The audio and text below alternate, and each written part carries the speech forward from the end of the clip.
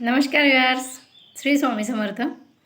Vijay's lifestyle Swami Samarth या चॅनलवरती आपल्या सर्वांचे सहर्ष स्वागत आहे.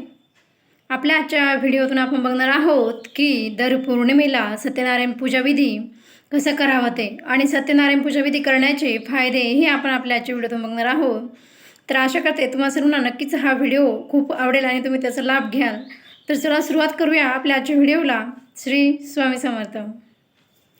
मित्रांनो, जसं की स्वामी सेवेकरी जे काही लोक आहेत त्यांना तर माहितीच आहे की दर पौर्णिमेला सत्यनारायण पूजाविधी कसा करावा आणि सत्यनारायण पूजाविधी करण्याने आपल्याला त्याचे काय फायदे होत असतात. कारण की नित्यसेवेमध्ये याचा उल्लेख केलेला आहे की सत्यनारायण पूजाविधी पौर्णिमेला कशा प्रकारे करावा.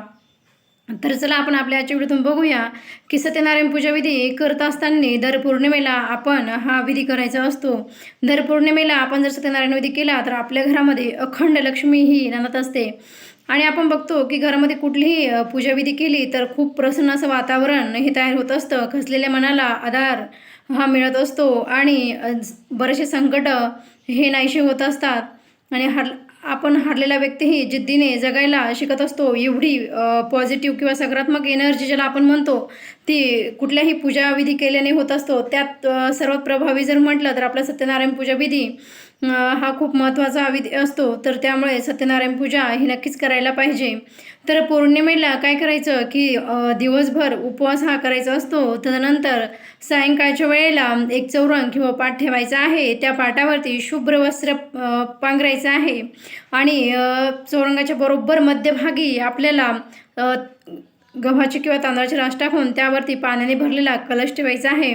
त्या कलशामध्ये 5 विड्याची पाने लावायची आहे आणि त्या कलशावरती जसं की आपण बघतो इतर पूजामध्ये आपण नारळ ठेवतो तर इथे आपल्याला देवाचं ताट म्हणजे तांब्याचं जे ताट असतं त्या ताटामध्ये तांदळाची रास भरायची आहे आणि ते तांदळाच्या राशीचं ताट त्या नारळ आपल्याला त्या कलशावरती ठेवायचं आहे नारळाच्या ऐवजी.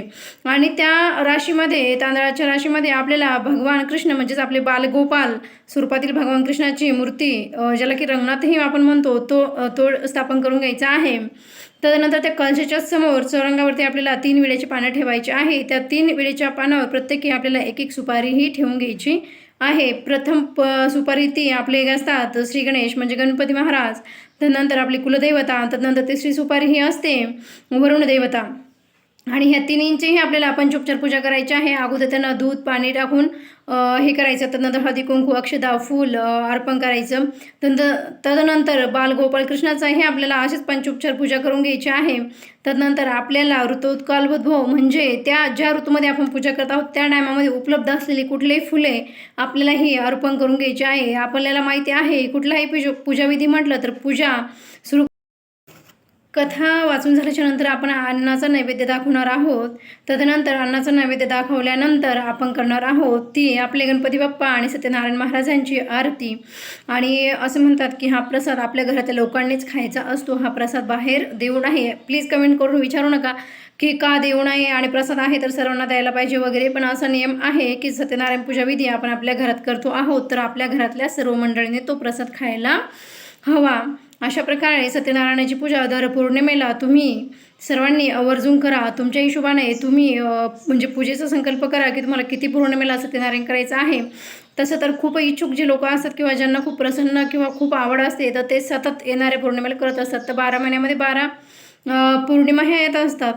तर 11 तर आपण तर बघतो की आपण कुठलीही पूजा किंवा कुठलेही व्रत वैकल्प करत असताना 11, 21, 51 ह्या संकल्पामध्ये करत असतो. तर तुम्ही बघा की 11 करा किंवा तुम्हाला आवडत असेल तर दर पौर्णिमेलाही तुम्ही सातत्याने सत्यनारायण पूजाविधी करा. बघा तुम्हाला प्रचिती येईल की तुमच्या घरामध्ये नकारात्मक शक्ती दूर होऊन खूप प्रसन्न असे वातावरण तयार होईल. तुमचे रखडलेले कामे ही मार्गी लागतील आणि जर नाहीच लागली तर समजून घ्या की तुमचा कुठेतरी श्रद्धाभाव हा कमी पडला. श्रद्धेने केलेली कुठलीही पूजा कधीही विफल्य जात नाही.